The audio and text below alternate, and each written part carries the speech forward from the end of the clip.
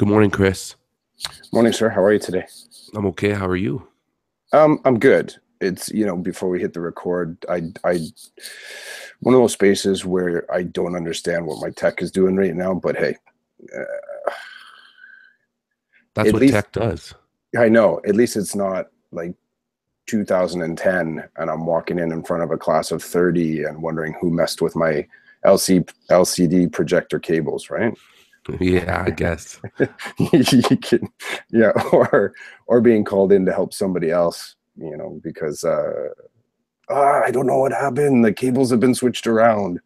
It's I funny you mean, say that because maybe it's a a real month. thing though, eh? Like, you remember that? Like, I don't know if I would be able to say it's so 2010, but you ask anyone that's kind of down that digital rabbit hole, they remember that moment. Somebody messed with my cables. A month and a half ago, my Brightlink's projector stopped working and they had to replace it. And it was going to take about a week.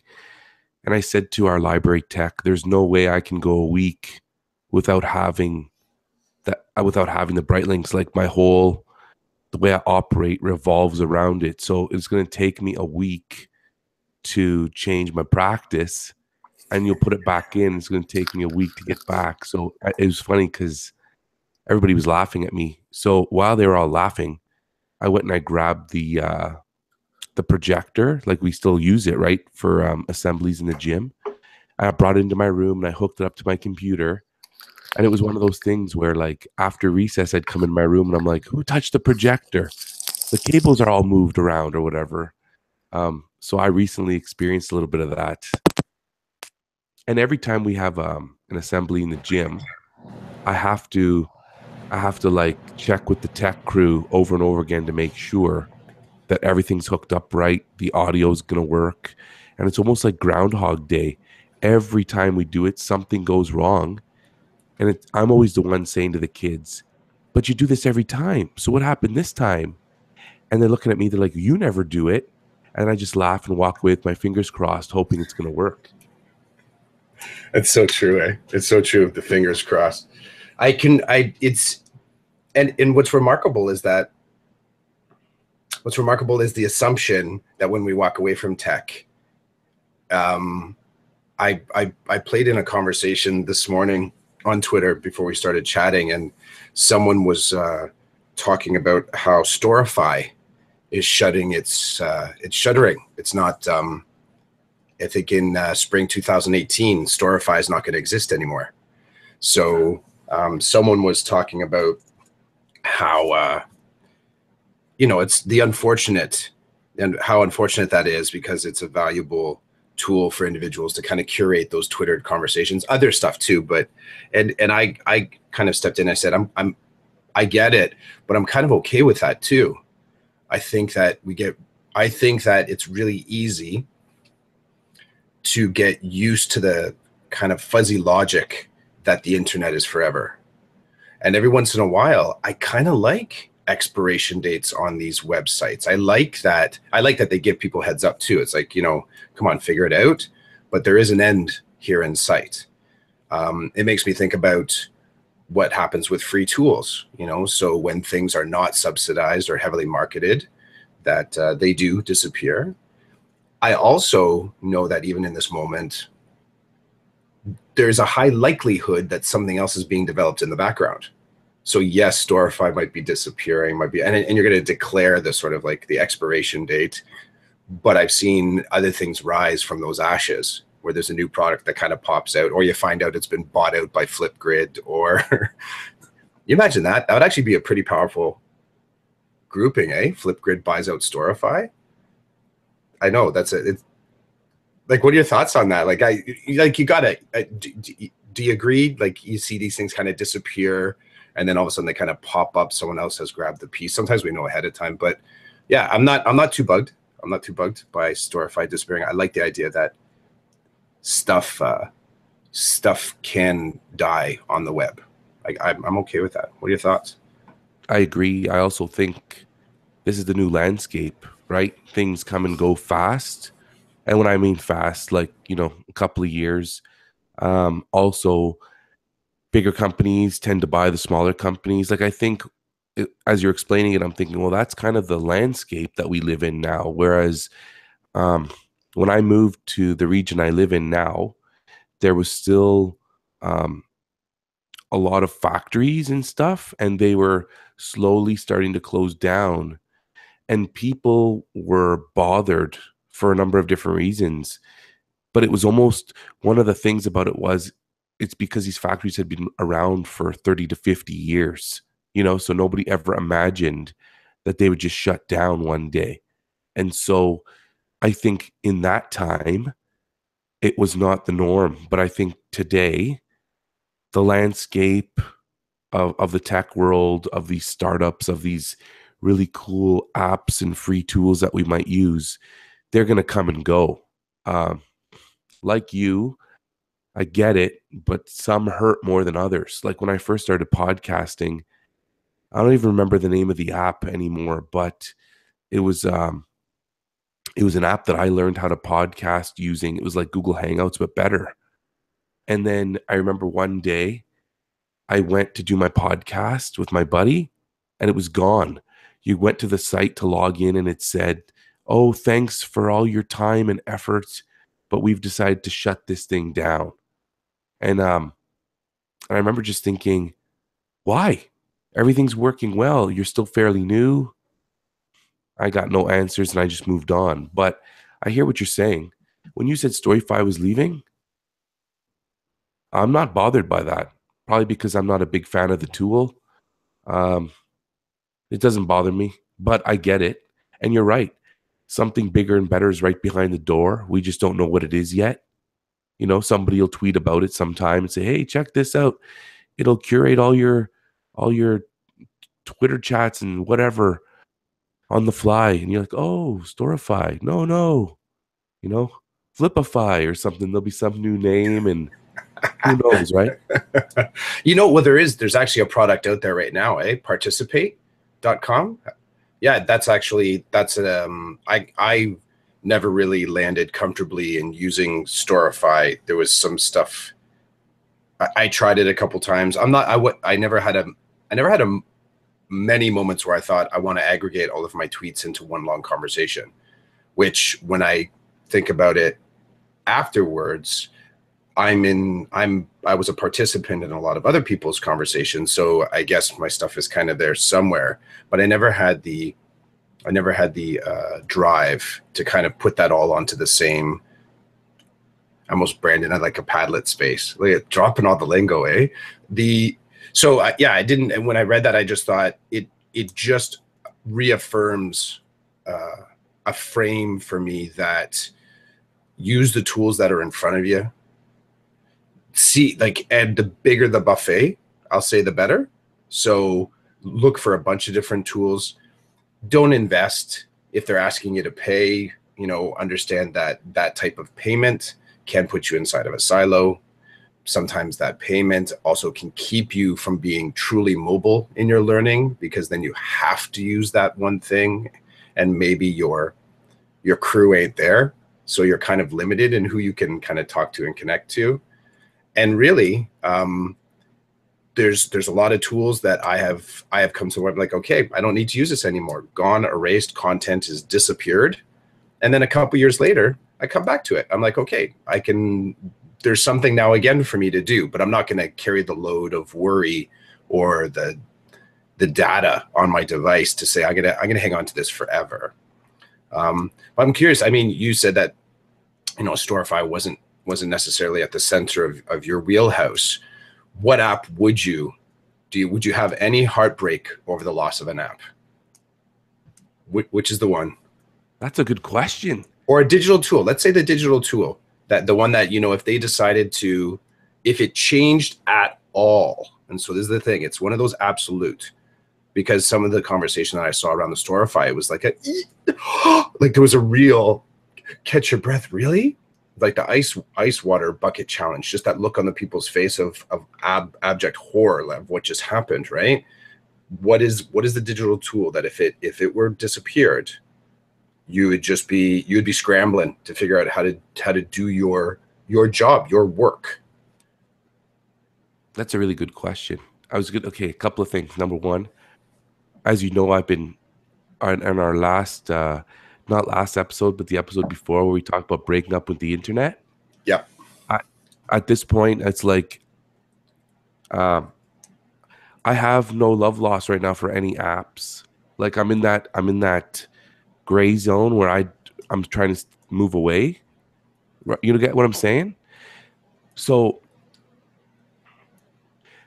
I would say, as like in my work, if Google Suite for Education disappeared and I didn't have access to my drive and the way my workflow operates right now because of that tool, I think I'd be a little bit bothered. But I don't know, like you and I use Hangouts, YouTube Hangouts to connect. So if it went away, well, I guess we'd use Skype or something. I don't have one anymore. Like if Facebook went away tomorrow, I'd be a little bit sad because I like to see my friends and stuff on there, but I'll move on because we're all going to lose it. It's going to be gone for everybody. But like you said, I have faith that in the next week, a new Facebook will pop up. Someone who's sitting on the fringes, starving, waiting to bust out their creation. Why not? Facebook is gone. Who knows why or where they went? And this new kid will pop up with his or her new app, and everybody will jump on there and it'll take over again. That's what I'm seeing. That's what I'm feeling. I wanted to. Oh, it's gone now. I had an idea about.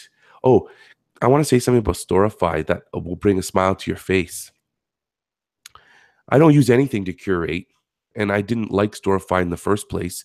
But in an AQ course I was taking, there was like a 10-week challenge or something like that, where every week there was like a challenge for the participants in the AQ course, and it revolved around technology and tools. So 21st century type things, modern day stuff that educators can use to connect with people and to build their professional learning community. Okay. And one of the challenges was to use Storify. And I remember sitting there listening to my instructor explain it and just shaking my head like, okay, well, this is going to be one of those weeks where I go through the motions and I comply. I give the teacher exactly what they want so I can get my passing grade and I can move on to the next week. So the course comes to an end. Some colleagues end up taking the course in the next term. And the first thing they say to me is, tell us about Storify and how you use it. We're mind boggled, blah, blah, blah. And I said, I don't use it. And they said, but we read your challenge. You did this, and you did that. I said, yeah, I did this and I did that for the challenge. And then I ran from that challenge as fast as I could because I don't like the tool. I don't use the tool, but I had to use it for the course because I couldn't say, hey, I don't like this challenge, so I'm just not doing it and pass the course. That's not an option. And they were like dumbfounded. And I said, well, hold on. Before you start, judging me, talk to so-and-so and so-and-so, and they'll tell you which challenges they balked at and which challenges they were like, oh, dude, I don't like this. So I'm just going to get it done and comply and move on. And then you could see like the light bulb came on in their head. And I'm like, for some of the challenges, I was eating it up. Like for the whole week or 2 weeks, I was like hip deep in the challenge. I did what was required. And then I gave, 200 more percent because I really enjoyed myself and I was learning from it. And I felt like it was something that was really transforming me. But then there were the other challenges where it's like, okay, I can get this done in an hour and I'll never have to do it again.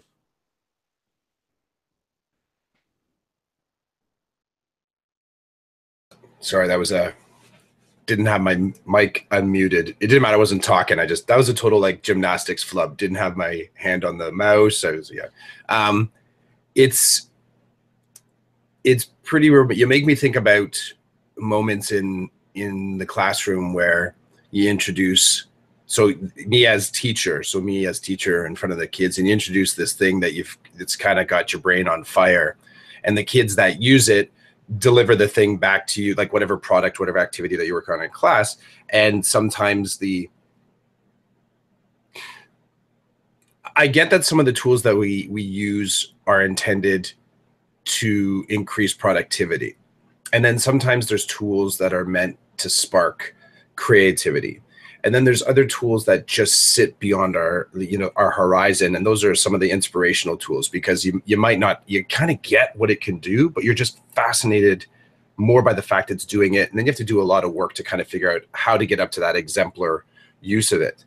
When I think about the tools that you introduce in classroom, whether it's, pen and paper, whatever, and for the kids in the class that kind of knock it out of the park really, really quickly, I wonder how often that happens for them. They're actually using the tool, and they're, like you said, kind of going through the motions, producing the thing, but really it doesn't hold that same inspiration for them. You may be on that scheme of inspiration, like it's that Uber tool down the road, but for some of the individuals you're working with, it's not. It's kind of matter of fact. And it might not even be that they're actually exposed to it. It's just familiar looking, familiar feeling. It's like another tool that another teacher's introduced. So you bring to mind for me about that student experience, because I've been in that space too, where I've been in a classroom myself as a student, and the teacher has introduced either a concept, a tool, or a destination that is overly familiar to me. And I go through the motions of doing it. I don't hold any negative feelings towards it. I don't hold any negative feelings towards the actual, let's say, activity. I think often where I go is I feel like I should have spoke up. I should have asked for more. I should have asked for something different, and just kind of, I want to try doing this a different way. I sort of comply with the easy thing, like you said, to sort of either get the task or the mark or to move on. But I have done that where I've just done it and not really challenged myself, not the actual task, challenge myself to step up and say something. And you make me think of students that probably quite often do the exact same thing. They'll do the task, they'll kind of roll through it. But what you're trying to observe as the teacher, because you're so caught up in I've got them using Twitter in the classroom. Like that success story the true metric of success has to be measured from the distance that the kid or the student is able to run with it, not by how great you feel for introducing it. So and that stuff is harder to measure, right? Because the farther the kid, any activity that takes the kid farther from the specific classroom center, it becomes more and more difficult to assess. And it's that interesting frame of the more authentic a task is. And I think the air quotes around authentic are, it looks like something in the real world. If your classroom doesn't exist in the real world, then what's your capacity to assess what you're actually seeing? And the default then sometimes is to fall back on the actual learning process, because we as teachers can observe that. But are we as teachers able to effectively assess the marketability of an app that a kid creates? Can we effectively sort of say, yes, you know what, that loaf of bread that you just baked, you'd be able to sell that at the market and make a ton of cash? So the more authentic, the more difficult to assess. And I think sitting as a student myself in the past, that's the thing that I don't always step up to do, which I should. I don't know why my brain doesn't do it, because it's my frame as a teacher. But I have been in that trap where I kind of go along to get it done because I am angling towards the mark. I deal with that all the time, where we're doing something at school and one or two kids are like, I just don't want to do this. And it's like, well, what do you want to do? Like, my big joke is, well, you can't leave early. Like there's no you get this and this done and I can send you home. Like we're here all day kind of thing. And then I do my best to work at what is it about this that doesn't interest you, or what is it about this that we can manipulate in a way so that you're engaging with what kind of I'm looking at and what I need to see you be able to do or talk about or demonstrate. It happened a couple of times this week. One kid was really honest and said, I just don't want to be here today. I'm really tired. I didn't get a lot of sleep last night. And they went on. And what was really cool is I I went into their space. So as they started talking to me, I thought, okay, they're talking to me and they're in my space. Now I need to get into their space. And I did. And what ended up happening was I truly just sat there and listened. I listened to them and I tried to understand their perspective and why they were coming to me thrown off on this day. And I just said, okay, well, I'm not trying to be mean or anything, but like at this very moment in time, what could you be doing that's going to get you focused on school? Because like it's going to be a long, rough day. If I said to them, I've heard your perspective. I understand where you're coming from. It sounds to me like your head's just not in the game. But like we still have 5 hours ahead of us. So what can we do? How can I help you do something that's going to get your head into the game so that this day is not a write-off? And that was a difficult conversation because they still weren't interested. And I was trying to be like, listen, I'm in your space here. Like, you have me where you want me. I can't tell you to sit in a corner and do nothing all day. Like, that's not an option, right? And I have to tell you that if this continues, I have to talk to your parents. Like, it's not, we can't operate like this. And they said, well, okay, you know what? Can I just go in the back room, do some doodling, maybe grab a Chromebook and read a little bit on the internet? I don't know. Can I just start there? I said, yeah, okay. Well, it's better than, disrupting the class and walking around the room and telling your friends how this sucks and you don't want to do it or whatever. So I said, I'm going to check in with you in a bit. I want to see where you're at. So I let the student go and do that. And I keep working with everybody else kind of thing. And after about 20 minutes, a student came to me and the student said, is it okay if I try to do the activity that the students are doing, like digitally? Is it okay if I just go into my Google Drive and just try this? I don't know if it's going to work. I don't know if I'm going to succeed. I don't know if it's going to help me feel better. But you said that you were willing to let me try something different. And I said, yeah, like if it's going to move you forward, let's just try it. And so the student went off and got back to work. And then later on came to me and said, okay, I think I'm good. Let me show you what I did. And they start talking about it. And next thing you know, they're back in the game. Now that's a good story. It doesn't always work like that. Sometimes it goes like this. I'm not doing this. Okay, can I do something to help you kind of wrap your brain around this concept or this activity? No, I don't want to do any of this. Okay, so like I'm getting that you're feeling some anxiety here. You're being defiant. You're not being disrespectful. So I'm still working with you here. I'm going to walk away now because there's 24 other people who need me and I can't just sit with you for the whole day. So I'll check in with you. Check in, not doing anything. Okay, it's recess, go outside, get some air. And the whole day's like a negotiation. And then it's finally like, okay, well, I'm just, just go chill. I'm going to call your parents during my planning time and let them know what's happening here. Because what's happening here, they're gonna agree with me. It's not appropriate. Like, it's not the time or the place. And it doesn't end nicely, right? Like, they're upset. I'm not very happy either. I'm doing everything I can to try to like give them something that will help engage them. So I'm not feeling very effective. They're probably not feeling I'm very effective either. Like, I could tell you about all the good times, but there's a lot of bad times too. I'd just rather not dwell on those. That I think that touched on a little bit our conversation from earlier this week was the that one kid, and you have those challenges the challenges that sort of exist outside the toolbox, for sure. And I hear you. Much of what you're saying is a very familiar context to me. I have students that it's even you know, even to sort of identify the thing that is the barrier from the moment can take a week or so to unwind, and you feel like you're going through the same motions in that relationship of, is today a day to get to work, or is today a day where we're going to be working on that that barrier again? And it's interesting because they need to be worked on separately. To do them at the same time, it's that sort of brute force approach to trying to understand it. For me, I find it doesn't work that well. It's always has to be worked on away.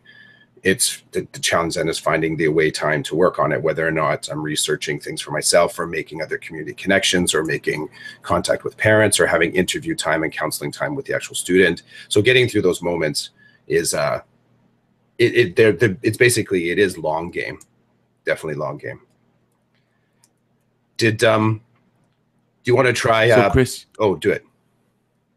No, go ahead. I was gonna ask you to talk about what we kind of mentioned, or what you mentioned before we hit broadcast this morning. Yeah, no, I was gonna. That's funny. I'm gonna go there. So I thought as we kind of come up to the new year, no resolutions here.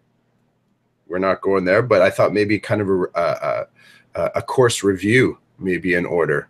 And this past week, I went back through and I listened to bits and I reread some of the transcripts and just tried to find not the heart, but kind of the spaces where we landed and we had something meaty to say or to play with. So I started with, I went from 2 to 13 and I just grabbed a little kind of like a bit off there.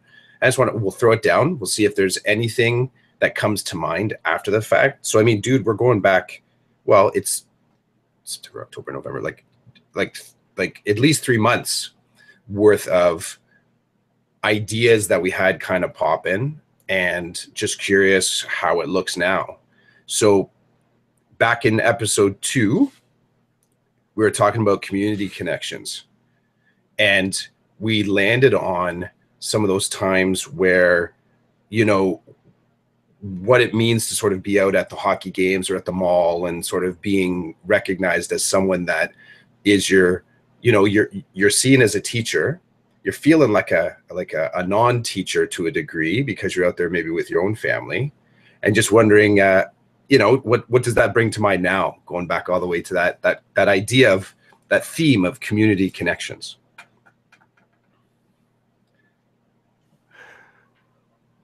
That's a great question. It's a nice reflection. Where am I personally at now? I'm still where I was months ago. It's still wonky. It's still wonky to run into, and if I'm off, tell me. So I'll just do my little spiel and then you tell me. But yeah, it's still weird to run into certain people that you just never got a good vibe off of, or you feel a certain way about how they feel towards you. And then there's the other side, the flip side, where you run into somebody and the experience that you had with that family or that child was amazing. It was a great connection, which reminds me of a tweet. So a tweet that was sent out yesterday by a French teacher at my old school. She tweeted something out, and one of her parents tweeted back, and I jumped in because they're talking about school, but then they were talking about how awesome it is to have a solid parent at home and a solid teacher at school. And I had taught one of the children of that parent. And so I chimed in and said, there's nothing better than a solid homeschool connection. Nothing. It's amazing the way it works. That parent tweeted back and said that they missed me. Whether that's true or not, it was great to hear something positive from that parent, because my experiences with that parent and her children was an excellent experience. Like it just worked. You know what I mean? Like I felt like as a teacher, I was heard and respected. And I believe that as a parent, she felt that she was heard and respected. And the way that we worked back and forth was great. And because of that, if I see this person in public, I would love to say hello And I'm thinking that if that parent and those children saw me in public, they would love to say hello, and it would be a good experience. Whereas there's other people that I'm sure would see me and not want to say hello. To me, that's just life. Like, and it's partly my personality, partly their personality, whatever. A lot goes into it. But the theme of community connection, when you said it, it's running deeper for me now because of some activities we're going to be doing at school where I'm going to need to lean on community connections. And so my spidey sense is a little bit heightened when you say that, because that's a road I'm going to want to travel down in a deeper way. But how has it changed? Well, first, let me know, am I talking about what you thought I might talk about? And the second thing is has it changed for you now that you kind of bring it back to the discussion table? Yeah, no, you're totally on point. Totally on point. I think one of the community connections where I came at it was telling the story about asking the students to pop their hats. So being out in the movie theaters and just kind of walking past a couple of my former students and say, hey, gentlemen, can you please take your hats off? Because our school had that rule of no hats in school, and watching the students comply and then having a little bit of laugh about it and saying, you know, and they're like, Clough, you got us. I'm like, yeah, sorry guys. It's hard to put the teacher away. Right. And then you were sharing stuff about, I think hockey experience was your starting point and sort of being out in the community that way and being seen with your family being involved with that. So you're entirely on point. For me, I think this has become a result of me with starting to measure my digital community, or look at my digital community in a little bit more of a measured way, and realizing the reach of my digital community was beyond my grasp. Like I just didn't have, it was too much. I had too many places where I felt like I was kind of diffused in my digital spaces. So what has happened is, I think as I've sort of pulled back and unsubscribed and deleted and removed myself from some digital spaces that were just like doors that I'd left open and relationships that I had never nurtured, I am now more, I find, in a space where I'm looking forward to meeting individuals in real life. And I've just kind of come to accept that, like, I'm actually, you know, if I would love to run into parents, I would love to run into the students in the community. I'm thinking thoughts like, you know, for them to see me with my family, I want them to see what is the in real life version of me. And I think that that's a little bit of a new space in my mind. But if I had to tag it to something, I think it's without the energy that I'm putting into the virtual spaces, and I still exist in many of them, but where I've sort of curated ones and made it a little bit more bespoke, where it's where I really, really crave to be. The sort of counter effect is that I'm looking forward to meeting people out and about. And I think the other thing that has happened too is, if we just talk about the time it takes to spend time with people online, inevitably you go do that, you're not meeting people in real life. So I've freed up moments now where if I'm not investing in sort of reaching out to these digital spaces all the time, inevitably I'm going to be mobile and doing things in real life because I'm not plunked down in front of a computer or my device. So that's where I be. Throw down the next one. All right. I'm curious to, I mean, you mentioned this before we went on air, but I wasn't sure how deep this ran. I wasn't sure exactly what particular nugget you pulled from each podcast. So I'm kind of like pumped for the next one. So episode 3 really did center around the bag of work, but the bag of work was sort of the comedy that I think you and I landed on. And at the heart of that, there was 2 other things that were happening. The necessity of taking care of business and finding time to take care of the actual work of teachers that can't be done in the classroom, and laying that against family time. So that idealism of bringing the stuff home and thinking, yep, I'm going to have a great work weekend And, you know, I've got it kind of mapped out. I got to have this stack of marking, quote unquote. Like no teacher has never said that. I got a stack of marking I got to get through. But the bag of work became the sort of the epitome of that. And the comedy fell in, like, you got to make sure you put it by the door. You don't want to leave it at home. Like, you get the work done, you forget it at home. You don't get it done at school, and then you forget it on the desk at school. So the bag of work was the frame. So where are you at on that? It's funny you say that, because I brought home some stuff and I refused to put it into a bag because I didn't want to call it the bag of work. But I with respect to that, it's that has brought on some great laughs for me at work. Watching people coming in and out with just piles of stuff, or their mini suitcase, or, you know, just a pile of papers like being held to the chest. It brings a smile to my face. Okay, it brings me joy, because the first thing is I wonder, okay, well, did they do anything with that pile, or is it just the ceremonial pile, right? Like it's ceremonial sometimes, because when you get home, it's just not happening. So for me, I have been more intentional in what I bring home, and I'm much more intentional about what I don't bring home. So I do my best to take care of things at school. So it's not a bag. It's just like a stack of papers with a clip on it that I just need to deal with, or I need to record about at home. But more than anything, the smile on my face when I see people trudging with their stuff is like, it just, for me, it's more comedic than anything.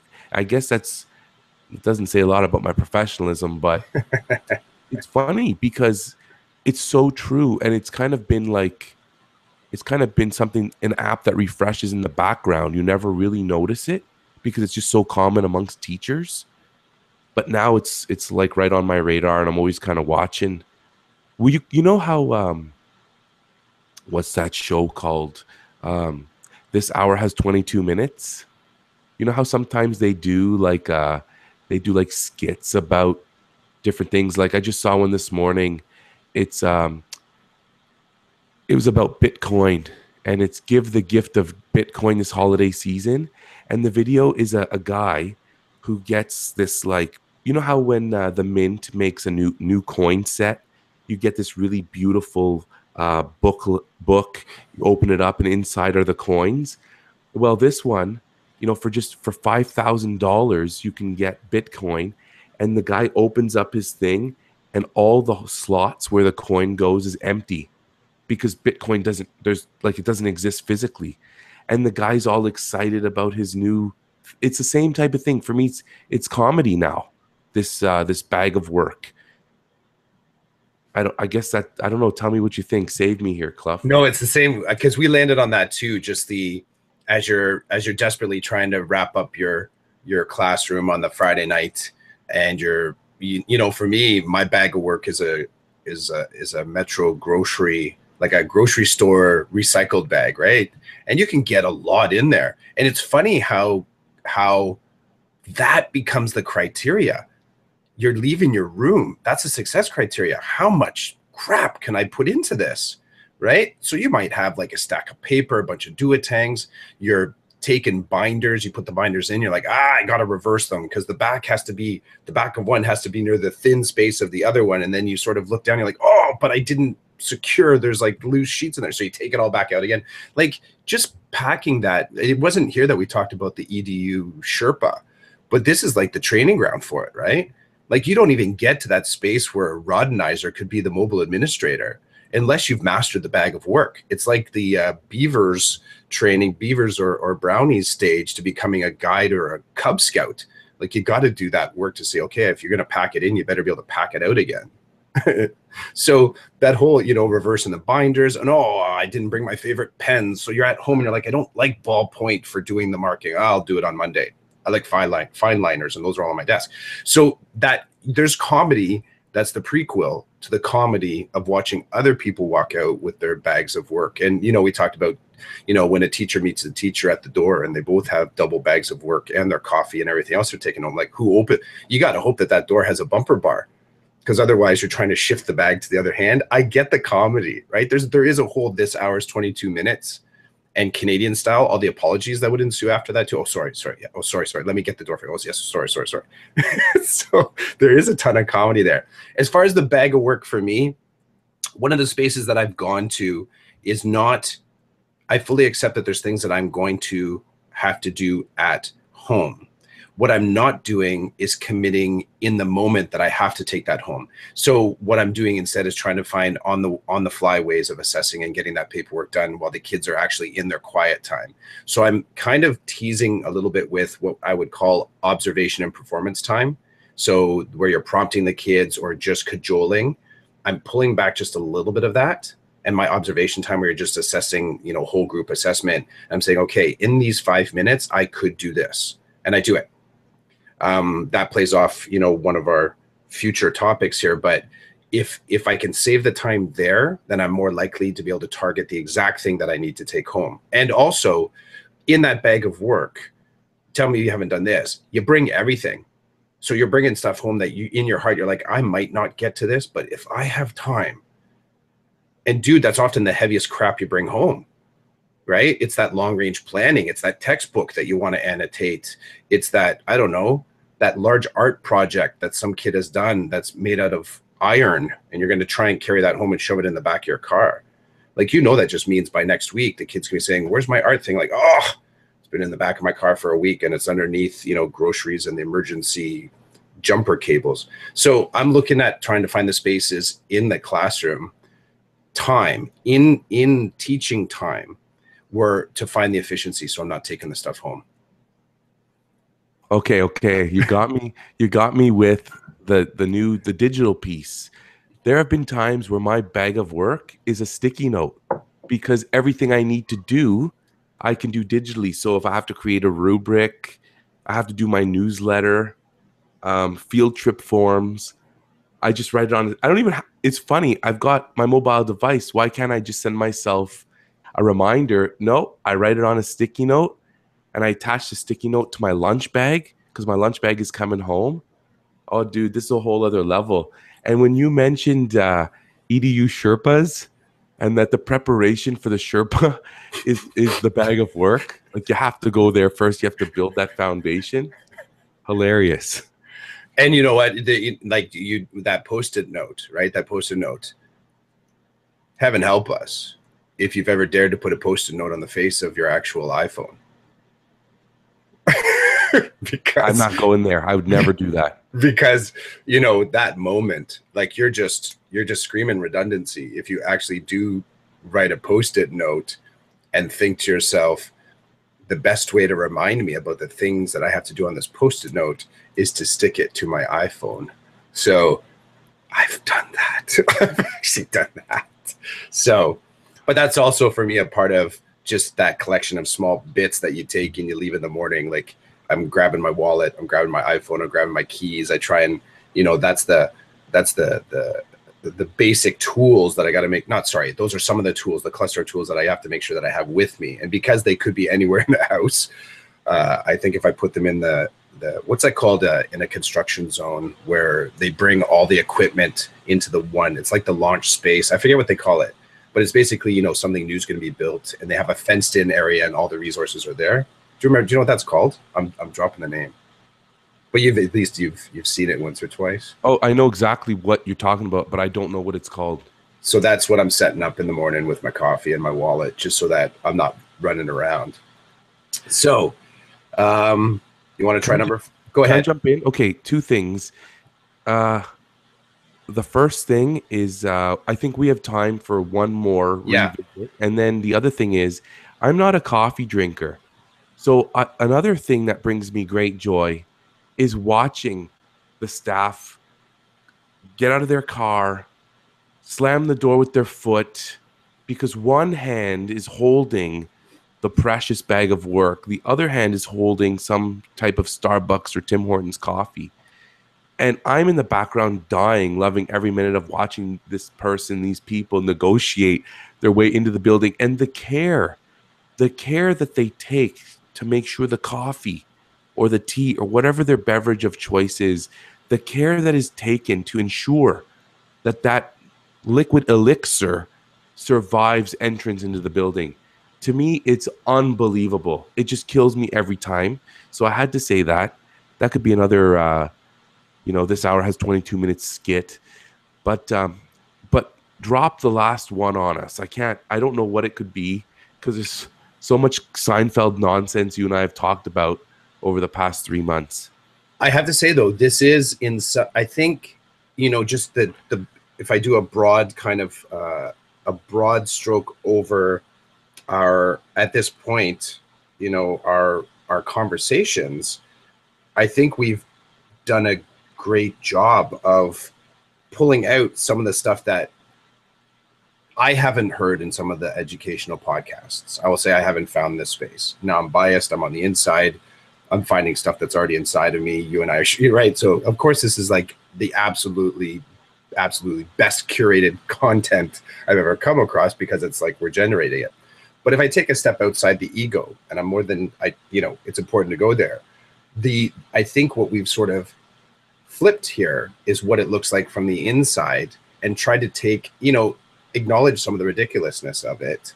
It doesn't make it less important. It doesn't make it less real, but put it in a frame that someone who might come across this podcast, they'll go, okay, I maybe kind of get it. And this might not be an educator, but just someone that wants to hear how educators can be human and exist in their life at the same time that they're existing in the classroom. So I like that.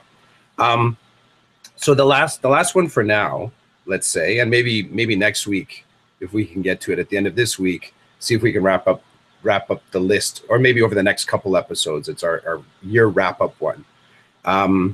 Is the I think we mentioned this maybe even last week, but it's the idea of being the parent teacher trap. So that negotiating who's going to be the parent, who's going to be the person that's recognized as the teacher. You and I landed on the, what do parent-teacher interviews look like when we're going into the schools of our children, and the other people are looking at us both as a parent and a teacher. Conversely, it's also, what does it look like to turn that off when you go home? So when you are home, you realize that the primacy is to be the parent, but if those teacher veins run deep, and you sort of have access not only to that side, but maybe information, like how easy is it to actually turn off the teacher brain when you're dealing with your own children? So we existed there. Parent, teacher. How messed up is it for you to be in those multi roles? I think I'm doing better at being the parent at home and not the teacher at home. But I also think that I'm doing better at being a bit of a parent at work when I'm a teacher, because I think what I'm seeing more and more is that I'm seeing students who sometimes need a parent. And I'm not really sure, like, I'm just trying to find the right words to explain that. Like, not that they just need someone to say to them, it's okay, it's okay to cry right now and take your time. And like, some people might say, well, teachers do that all the time too. But for me, it's like it's a shift in my head. Like, it's a shift, right? Like, it's okay. They don't need me to stand here and be their teacher right now. They need me to stand here and be more of a parent, to be more accepting, compassionate, which sounds strange because that's what teachers are too. You see, I can't find the right words, but I'm finding that at home, it's easier for me to just be the parent. At school, I'm finding that I'm turning my parent brain on a little bit more with certain kids who show me that they need that. And something that happened last night at hockey, sometimes when I'm at hockey, I'm a parent, but sometimes I switch on the teacher, especially when I'm watching another dad explain a drill or an activity that the kids are going to do. And there's just something about the way that they're explaining it. It's just not sitting well with me as a teacher. Like you're giving them too many tasks. They're not paying attention to you. No, they're not even looking at you. And I know some kids learn best that way, but most kids don't. So it's one of those things where it's like, as soon as that individual stops talking, I jump in and I'll chunk it. I'll say, okay, start with step 1 and step 2. And then when we get to step 3, we'll remind you, but start with 1 and 2. This is what it looks like. Hey, everybody look at me. I can see your eyes, so I know you're paying attention. Hey, Johnny, look at me, Johnny. Come on. And then, and then the guy's looking at me like, why'd you do that? I'm like, because you told them what to do in 50 easy steps. After the third one, they turned away. They didn't hear a word you said. And then you're going to start yelling at them because they don't know how to do the drill. I'm like, well, where I come from, that's not going to fly. So let me just jump in and try this or that. So that's where I'm at in my parent-teacher thing. The one that still got me is when I need to go and deal with my kids at school. How do I shift? How do I shift? What do I do? Understanding the teacher's role, but I'm not there as a teacher. I'm there as a parent. That one's going to probably haunt me until my kids leave school. I know which side I'm more inclined to be on is the parent side.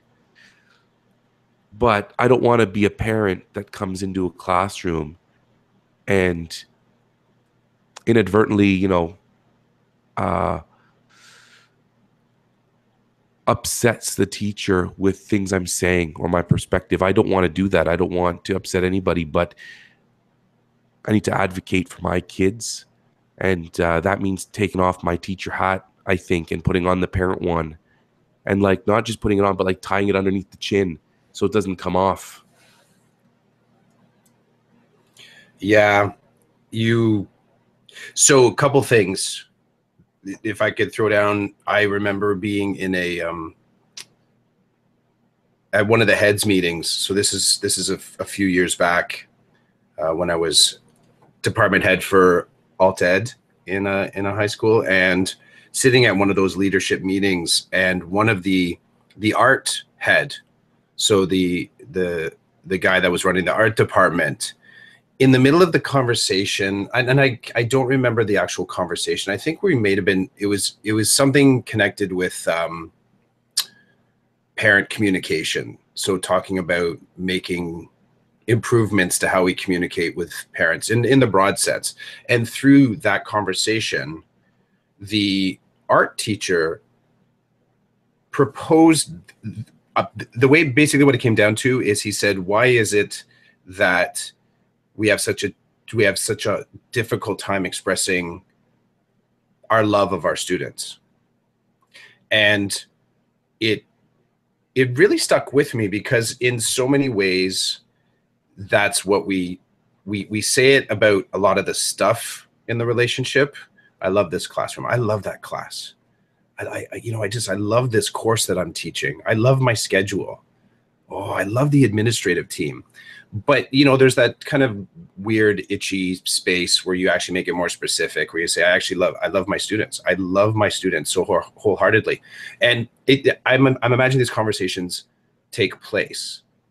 I haven't experienced that conversation where you kind of felt like people are kind of head nodding when someone says that, but it doesn't feel participatory where everyone kind of would jump in. It's almost like, oh, geez, do I have to reveal that I don't love my insert whatever the thing is, right? It becomes so obligatory.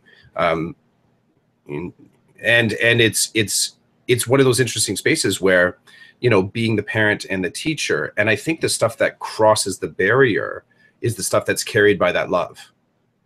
Because that's one of the trickiest things, is when you start to see some harmonizing in your teaching world and your parent world, good stuff and bad stuff. You're going to carry those tools back and forth. I was helping out with an AQ course, and one of the adult students in there mentioned that they were entirely uncomfortable with speaking about themselves as a teacher in their parenting space, and speaking in their teaching space like they're a parent. They brought no experiences back and forth. And I put out to the group, I said that would be very challenging for me, because I would feel like, I get it that there's some things that you shouldn't talk about. I think it's good to have privacy, but this individual was saying absolutely. So I said, well, how do you then manage the good stuff? How do you then manage the strategies, that stuff that, you know, the common landing ground in being in a school and being at home in your family is that it's a community. And some of the tools that can be used they're the exact same tools for building great relationships and sharing resources and having conversation. But this person was very specific, saying, no, I've got a totally different toolkit. And I thought, for me, that'd be way too complex. I want some harmony there. If something cool happens on the weekend with my family, I like to be able to share that in a context that's appropriate at school, and vice versa, you know, respecting the privacy. I love what you said about, you know, I think we landed on this in the beginning. It was that idea about you gave space and time to an individual that was upset in the hallway. And if it wasn't in episode 4, it's been one of the conversations of your lived experience in that school, and sort of being on hall duty and having other things that you kind of had to get to. So you really benched the teacher prioritizing.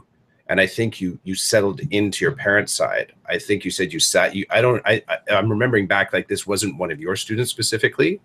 The student may have been known to you, but the humanizing effect of you just stopping, I would say definitely you are drawing from your parent toolkit, just to be with the kid and sort of provide something else to fill the space that was around them, that was supportive and nurturing and caring for them. And I don't remember where you got with the conversation, but I doubt very much that you framed this as a negative experience, that there was some forward momentum and the kid kind of got on with the rest of the day. So I think that that's important too, is that in those spaces, you know, you're out in public and using your teacher head, totally on point. That I will tell you, lesson planning is just planning. We just happen to add the lesson on the front end. And a good plan means that you're structuring it in manageable pieces based on a reasonable understanding of the resources that you have, all bound by some sort of a time frame where we're going to hopefully all arrive at a common goal. That's like, you could lay that on anything, dude. You want to have a yard sale, you could use that framework too. So I appreciate that sort of clarifying. I've watched that as well. I've been the parent just listening to another parent explain a really important thing to the kid, and you can see when the lesson, everyone's checked out of it. They're just going through the motions. And if we're honoring the time and the place and trying to get to an outcome, it's got to be better than that. So that's where I'm at in that parent teacher. Well, thanks for sharing, Chris. You're welcome, appreciate that. So, okay, we talked about bag of work. We talked about the parent-teacher dilemma, I'll call it. What was the first one? Well, the first one was all our introductions. So it was a little bit of, I think we spent a lot of time sort of talking about what brought us to the side hustle. So what is it that it was funny. It was less about our hope of where to go, more honoring where we were. So we were sort of interested in shaking up our own podcasting worlds. We wanted to have a discussion frame where we could actively bring our lives into it. We also discussed briefly the idea that in the podcast, it really is about honoring the guest and allowing their story to come out. And you kind of check a little bit of your experience only goes so far, because that idea of having your experience, the risk of your experience as the facilitator, the interviewer, to overwhelm the story of the person that you find so awesome. So, not stepping into that showcase limelight. So I think in order to sidestep that, you and I had stuff that we'd like to connect about and chat about and just hash out weekly. And I think we've proven that with, we're now on our 15th episode. So that's where we were in that initial frame. Okay. And well, thank you for the recap. Yeah. I lost the first one. I don't know why. Homework for this week, Mr. Clough. The crazy teacher that keeps giving everybody homework. Yeah, it's I think part of getting to the homework for this one, I think that The idea that we haven't landed effectively on this before, only because we landed on it, but there was no development to it. So here's one of the things that has popped up this past week, is that, so you have, let's say, we mentioned the one kid, that one kid last week, and I think we got into that frame of that one kid that kind of got away. I want to bring it back to, but what about if that one kid remains in front of you? So it's not where you're let's say mourning the fact or wondering whatever happened with that one kid. It's where that one kid actually is in front of you on a daily basis. And what does that look like to sort of support that one kid when there is no choice? There is no choice. There's just, you don't have anything else. Everybody is kind of clicking off, trying to figure out what to do. Everyone is kind of like, we don't know what to do. So I think if we just bring in, and you did a great job of talking about when we have that intermittent break of 2 weeks, that one kid will no longer be in front of you. So what I'm going to do this week is I'm going to hyper focus on how am I going to create some supportive contexts for that one kid where the 2 week break will actually take them away from me. So intentional, structural, like actual, put something in place, build a plan for that one kid while they're away. Even if every plan so far hasn't worked, be very specific and intentional in my planning. Excellent homework. Can I tell you, I'm going to try to do something this week that's not coming from you, but coming from me. My homework for this week, personally, is to survive the last week before Christmas break, because my kids last week were just like on fire. So this week, this week is going to be a good one because I've got some good stuff planned. We have some big assignments that need to get done, and they know it. But we're also going to have some fun. I told them we're going to build in.